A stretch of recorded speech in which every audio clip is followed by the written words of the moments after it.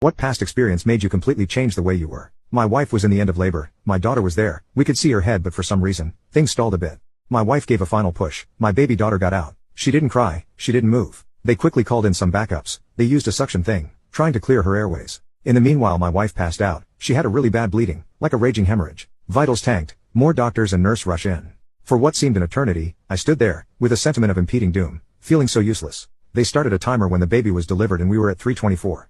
She still wasn't breathing. I remember telling myself, look at me. I was happy with my wife, I just wanted to have a happy family. Now I'm gonna go home alone, losing everything that I care for. Also, after spending almost 30 hours without sleep, your thoughts can get weird and messed up. Around 30 seconds later, I heard my daughter cry for the first time. It is one of the most beautiful things I've ever heard. Then they took my wife away to take care of her bleeding.